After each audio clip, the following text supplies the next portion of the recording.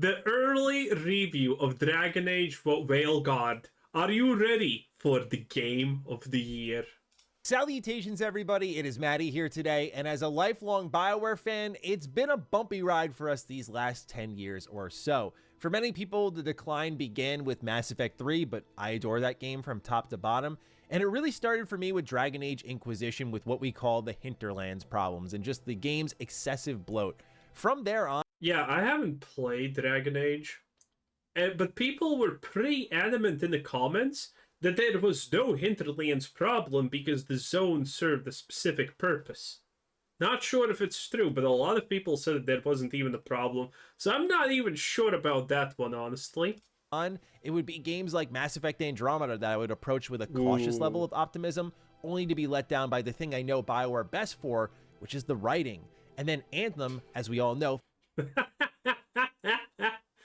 BioWare writing, yes, obviously. Modern BioWare writing, 10 out of 10, all the time. Felt like a step in the wrong direction for this single-player RPG studio. When we heard rumors of the next Dragon Age game being multiplayer only, like many of you, I was holding my breath that they would switch directions. When it was confirmed they did, that was exciting, but how much of the multiplayer game was I going to feel in this new game that would eventually come out? Dragon Age: The Veilguard has been in development for a long while, so it was really nice of BioWare to say, hey, when you come play this game for the first time, Maddie, you get to play 6 hours of it. And that is the most I have ever experienced in any preview, and I've been doing this a long while. We're lucky if we get 2 to 3 hours. 4 is really pushing it. 6 is unheard of. All this content was hosted across Act 1. There are 3 acts in the game. I got to play 5 sections in the prologue. I got to explore the crossroads and recruit Lucanus, who is one of the game's companions. I got to see choice and consequence on full display by making a big choice, then also loading both save files. Oh boy, I can't wait to see the big choice. I think these choices are going to be as bland and inconsequential as honestly they can be. To see the repercussions of said choice, and then I got to play the assault on Weishaupt. This not only let me see a surprising amount of the story, companion interactions, and consequences of my choices, but I also got to dive into the combat of the game, both in the low levels and the highest levels. The combat really does feel like a culmination of every BioWare game ever before, including Anthem, and I just can't put into words how relieved I am stepping away from this preview. I'm also really happy. Okay, listen, I didn't expect such lathering up in the first 2 minutes of the video, but man, he's lathering it up, getting ready to, make his mouth do the work. Wow, okay. To say that thus far, at least, there are no remnants of the original multiplayer approach to this game whatsoever. Surely I did have my nitpicks at times, but I really do feel like we are building up to the BioWare is back moment we've all been waiting for. That's especially if Acts 2 and 3 can deliver on what I experienced in Act 1. I did travel to San Francisco to play Dragon Age: The Veilguard. To be transparent, EA did pay for my flight. Yeah, but they didn't pay me in general, boys. Relax, it's all fine. How many times have we heard this story? How many times have we seen it in action? Plenty. And my stay while I was out there. They hosted the event on their EA Red Shores campus, which is absolutely insane. I now know where all of the Ultimate Team money is going. Yeah, just wanted to make sure I was clear on all of that. I try to do my best when it comes to that, but just want to make sure I'm fully transparent with how I got to the event. But that's enough build up. This is probably going to be my biggest preview ever because after Star Wars Outlaws, Payday 3, and many other situations, yeah, this seems trustworthy and non-biased. I have a lot to show you and a lot to talk about, so let's get into go. It. Opening up, let's talk about this character creator. I'm usually not one to get absorbed by this stuff. We've had great ones in the last year or so with Dragon's Dogma 2, Baldur's Gate 3. Those are 2 standout examples for me. But I really feel like Dragon Age: The Veilguard is the best we have ever seen. This system actually is used to build all the NPCs across the game, and this is extremely effective because it makes everyone look and feel different. Combined with various races, I really do feel like Veilguard's world was quite lived in. And the hair in this game, I know it's a small detail. Many of you are going to think I'm... What do you mean lived in? You're talking about a character creator. A character creator has literally nothing to do with the world seeming that people actually live in it.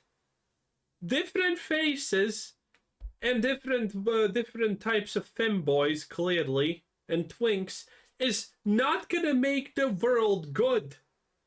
It has nothing to do with making the world feel lived in. Oh boy. This is gonna be great.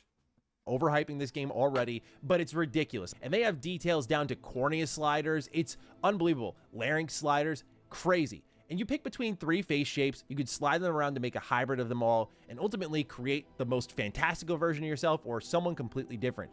You also, more fun, get to choose between 6 backgrounds. Think of these like your origin stories from Dragon Age Origins, and that will align you with certain factions and maybe even pit you against others. And as well, you do pick a class to play as. You can select some decisions. All of this, by the way, looks pretty damn disgusting, not gonna lie. Pretty androgynous. I have no idea if this is a male or female. Great start, BioWare, great start. Let's see if it pays off, Cotton. You pick a class to play as. You can select some decisions from Inquisition that will shape your world. Unfortunately, I cannot talk about those. I cannot show them to you. I can only let you know they are there. Now, the visuals have been a point of contention for Dragon Age the Veilguard. For many, BioWare made an incredible fantasy game in 2009 in Dragon Age Origins, and then have made 3 more that go in the opposite direction artistically at the very least. To me, it's an evolution of what Inquisition had started, so I don't look at it as too much of a radical departure, especially when... Okay, yeah, this is a blatant lie. Dragon Age looking as Fortnite is a radical departure. I don't play the games, but I have seen people play the games. They look kind of cool, and if I had more time in my miserable life, I would honestly play them. But there's literally 50 other games I should also be playing, but I haven't, so there we go, the problem. But I have seen people play these games, and this Fortnite-looking shit definitely is a departure from everything. When I look at BioWare's games as a whole, I also think this new art style really lets the environments pop with some great color work and lighting. Locations like the lighthouse, which serves as a hub, really stunned me with just how good they looked. Places like Treviso remind me of like a gothic Italy and felt totally distinct from any other location I've looks cheap and boring been to in Dragon Age. Minrathous really does speak for itself in the opening parts of the game, but more importantly, I'm showing you colorful things, vibrant things, and you're like, where's my dark fantasy? The best thing I can say visually I took away from this experience is that BioWare showed some of the flexibility in the art style, and there is a point that you come across a village that is full of the blight, bodies entangled and skewered, and I pretty immediately realized this game does not hesitate to... This does not look morbid, decrepit, bad at all. Who honestly thinks that this looks even remotely dark? This is as Fortnite as you get. To take a dark turn both visually and story-wise. If there was anything that I walked away from my preview certifiably meh on, it would be the new Darkspawn designs. I don't really like them at all. There is a lore reason for the way looks like a cartoon they appear and why their eyes are beady red. I just don't think it's a really good direction to take them in because they're these horrifying creatures in Origins. I feel they should always be treated that way, and you don't really get that sense here. Even if they sound terrifying, they don't really look terrifying here in Dragon Age the Veilguard. Same goes for the new Qunari look. I don't like it. Hello, I am your companion. I am a shield bearer, also a prostitute. It is what it is. At all, it looks like people except with horns, and that's not how the Qunari have looked, especially when you look at Dragon Age 2. So incompatible. That is a much... Like, look at this. This verse, where is it? Where's the big blue guy? Get that sense. This looks good. This is the old game, right? Because you can see polygons. I'm kind of just guessing here. But this looks so much better than... The fuck was this right here? Well, what is this Joker wannabe? A little bit too much inspiration from Suicide Squad, huh? Oh, the art is just so sad. Dragon Age 2, that is a much better look for them, I think. Even in Dragon Age Inquisition, I think they look great. So, yeah, I wasn't a fan of that either. The visuals aren't perfect. There are some distracting elements. But overall, I think BioWare's direction here has been strong and did have the ability to get dark and gritty when they needed it to do so. Okay, so, yeah, an absolute bold-faced lie. Nice. But, look, I'm going to keep it real. I don't play BioWare games for the visuals. I just know this is something that a lot of people happen to care about. Me, I care about story and characters. And the last BioWare game I really did care about that in might have been Inquisition because I gave it a second chance and with Trespasser came to kind of enjoy it, but really it was Mass Effect 3 that was the last time I can think of me being super invested in BioWare characters. For newcomers, I do think Dragon Age: The Veilguard will be a great starting point. The game opens up with a briefing that catches you up to speed in a good way. Those who need the bare minimum details need only know that Solus is the Dreadwolf, he sealed away some elven gods in the Veil, and he wishes to undo that even if it will cost everyone their lives. Now, for those concerned that you're not going to get a deep cut here with the Veilguard, don't worry, they do lean into that. For example, let's take Solus, a character that many people are wondering, like, how active and involved will he be in this game? Well, I can't say for certain with the full product, but I can say in my experience that he's active more than I expected, not just when he's on screen, but also in ways that I'll leave for your own discovery, like being able to experience the Dreadwolf's memories, which builds his character and the plot off screen. It's really good stuff. It's some of my favorite parts from the preview, and I think long-term fans are going to eat this stuff up. Perhaps the best sense I got here from playing through some of the story is that nothing is being left on the table here. I did have the opportunity to speak with the game's director, Corinne Bush, both at the event, and afterwards we set up an interview where we spoke on a number of things. Indeed, BioWare did confirm with me that there is no planned DLC or expansions for Dragon Age: Veilguard. Take a listen as to why. Is there a plan for DLC or expansion type content for Veilguard at all? Oh yeah, you can just tell that this is a DEI hire. Yeah, it's a question we get a lot, and I understand why. I'm a huge fan of Trespasser as well. Oh god, it's even worse. In fact, if I were to give any critique, it would only be that Trespasser is so central to the Dragon Age Inquisition story that arguably maybe that should have been part of the base game. Yeah. Now, the reason I actually say that is because we've had a lot of conversations about how expansive is this story? How far does it go? What is the conclusion and resolution? Yeah, I'm just gonna skip This that. is the right game. Yeah, I'm not feeling like there is going to be a degree of bloat here, and that's a good sign for those of you who are like me and put off a bit by where Inquisition went. We'll talk more about Inquisition later because BioWare has learned some key lessons on that, but I do want to bring some critiques to the forefront before we get into character work. When it comes to this game's cutscenes, there are times I felt like the transition from the cutscene to the map you were playing in-game was a little strange. Like, there was a time I went underwater with a boat spinning and all of a sudden I spawned in this dungeon. It didn't feel like there was a real connecting point between the two. Oh, that is actually kind of sad for a game. I don't think it needs to be perfectly seamless, but just sometimes that loading screen break between what I last saw and what I'm seeing next, it can be a little bit jarring and I lose a bit of a sense of place there. It's a weird nitpick. I'm curious if it's going to grow as I play more of the game. Line delivery can also be a bit spotty for characters like Nev and Bellara. For example, Bellara delivered the same line as Harding during one point on the assault on Weishaupt, yet Harding sounded to me at least way better and more convincing, whereas Nev during combat could at times be extremely flat. But on that, Wait, we're supposed to actually read the dialogue. Let's do it. Don't jinx it. Bellara delivered the same line as Harding during one point on the Who gets to tell the first Varden we're dropping in? assault on Weishaupt, yet Harding sounded to me at least I was hoping to skip that, but bruh, this is literal Zoomer dialogue. 3 lines of dialogue, and I can already assure you the writing is gonna be trash. Oh no. That's sad, dude. way better and more convincing, whereas Nev during They've got an Eluvian in storage down in the vaults. It was a gift from the Dalish. combat could at times be extremely flat. But on that note, Wait. We didn't hear what the best character had to say. times be extremely flat.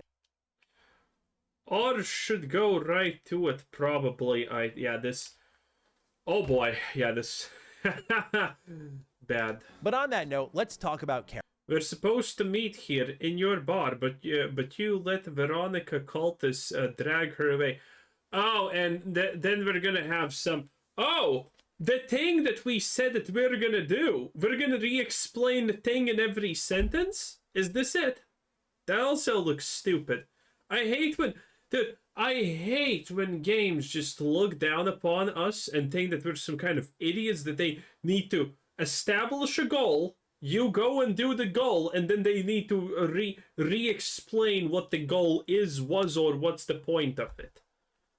Characters, because that's what defines these games. And for me, I didn't really indulge in I didn't let them, they paid me. Oh yeah, this is a great conversation. too many side conversations, given I wanted to So answer my question and walk away with the coin, or spend it cleaning up the place when I'm through. save that for my own personal playthrough, but I do have thoughts on the cast. It feels like each character is really given an introductory mission to properly set you up The last line wasn't at least that bad, to be honest. with who they are. Characters like Nev and Harding don't really get that because they open the game with you, but since with Inquisition you do get familiar with Harding, there is that benefit there where you get to focus on Nev some more. But there are choices that you're going to make that are going to play a factor here, and that'll build your adoration for these characters. For example, as someone Also, just FYI, there's you both. do get familiar with There's Harding. both right There here. is that benefit there where you get to focus on Nev some more. But there This is not how boats work.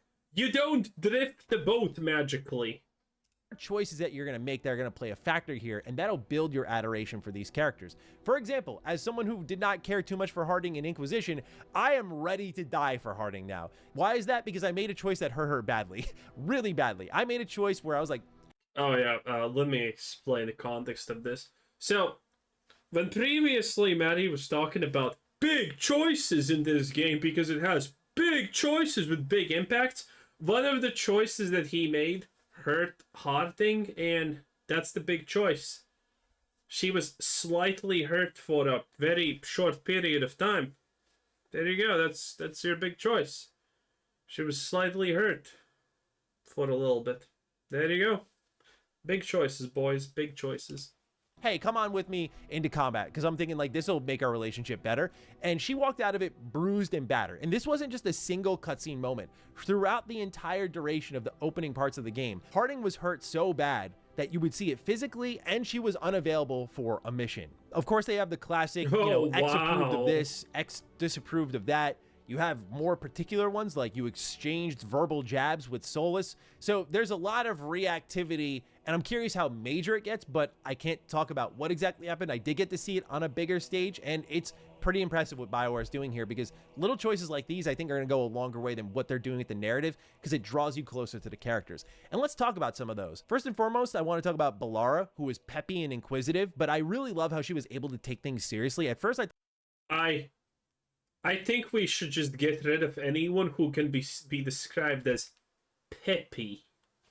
thought she was going to be the character that always broke the tension, but she really does level with the crew very often. Lucanus will undoubtedly, without a shadow of a doubt, be a fan favorite. He was the star of the show for me and for many others I spoke to at the event, from the cool factor and my desire to just save him from himself to the smooth Italian The fact that he just do that. This is the worst cutscene I have seen so far, and it started so well with the guy getting impaled. And then he just...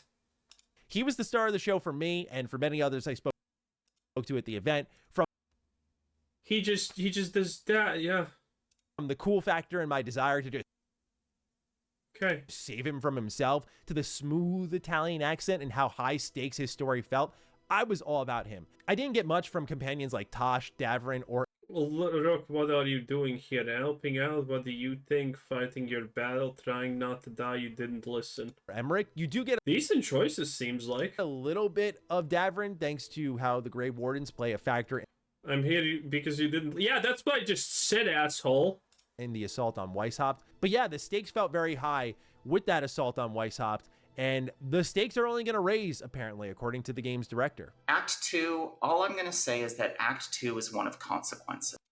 They're heading in a really good direction, and I'm feeling more confident than ever. We're on the rails to a little bit of a Mass Effect 2 moment, potentially, of like, dear God, what's going to happen to all these characters that I am caring for? So we'll see as we get closer to the game's release. But ladies and gentlemen, linearity, let's talk about it. Dragon Age Inquisition was known to be contentious for its open zones that famously had the hinterlands problem, which then bloated the game.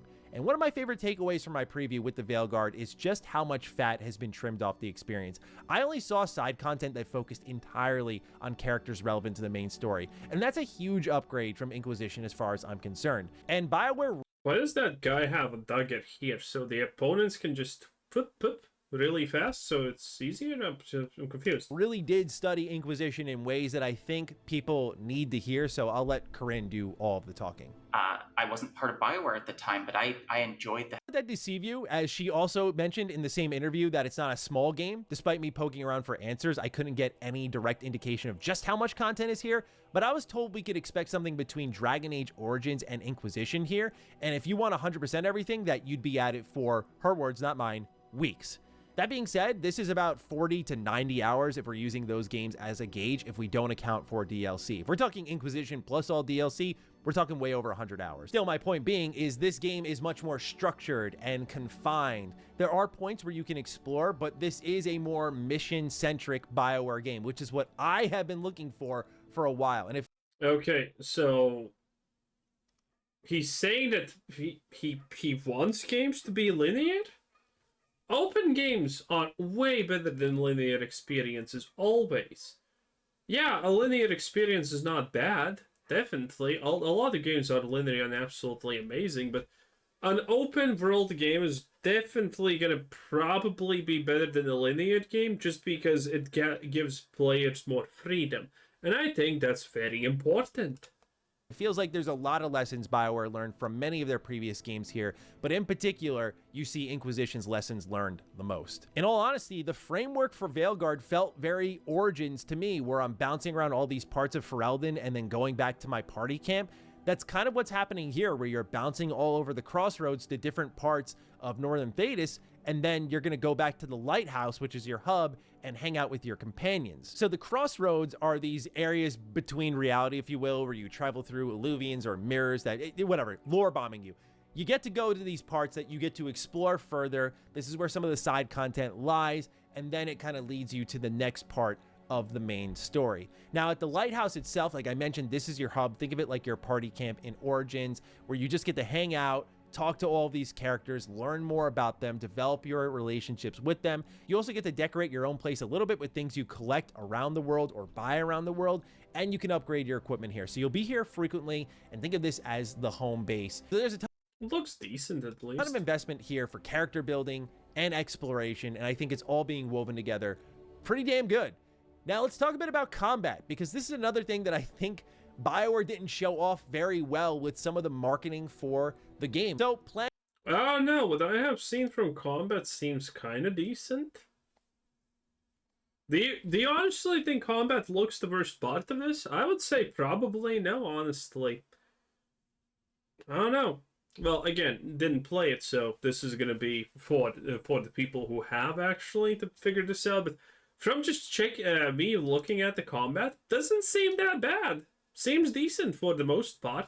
the likes of Mass Effect Maybe it's gonna be a little bit bland because you're just pressing like 2 skills constantly, and that's kind of it, but maybe not.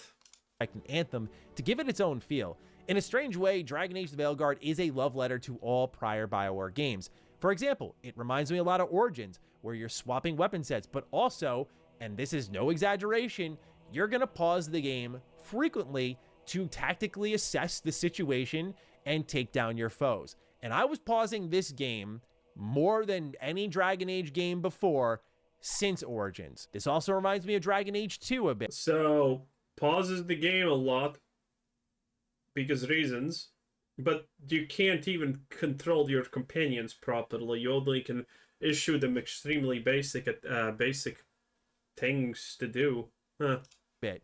This could be a redemption arc for fans of this game. Many were underwhelmed at the time when Dragon Age 2 was first released, and while I've come to love it, I get why others didn't at first, and still don't, given how radical of a departure it was from Origins. Dragon Age 2's combat was extremely simple, and a large reason for that was the game was made in an extremely short period of time, like a year's time. So in that context, it was quite impressive. But my point here is it feels like the skeleton from that game has been resurrected and built upon. You can now switch between light and heavy attacks, use ranged weapons to crush through barriers, parry or dodge attacks. There's even little wrinkles I didn't anticipate, like being able to fire off a shot from my bow mid-dodge, which are these tiny things that maintain combat momentum but go so far. As for Inquisition, this is the game I see the most when it comes to Veilguard's combat evolutions, and personally I think it's for the best. Inquisition always felt like a game to me that didn't know what it wanted to be, and that's Well, maybe it's not going to be that bad. I honestly think the classes in this game, the combat, the skill trees, they are fine. This is the part that the game got, oh god, what the fuck? This is the part that the game got probably, I don't know, to a certain degree good, because the skill tree doesn't look like Diablo 4, it looks better, you know, the combat seems fluid and whatnot.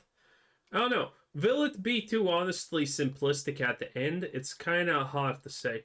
Like, look at this. This is the stuff that you can do. Seems pretty good. Now, admittedly, the description here is literally, what the fuck? Too long, but you know, you get the point. It doesn't seem that bad. So, if there's any pluses to this game, it's probably going to be the combat's not going to be bad, and the skill tree is going to be good. But other than that, I don't know about the story. I really don't think the writing is going to be good. If there's a good part, I mean, we're going to see it. Anyway, that was Manny Plays. Bye-bye.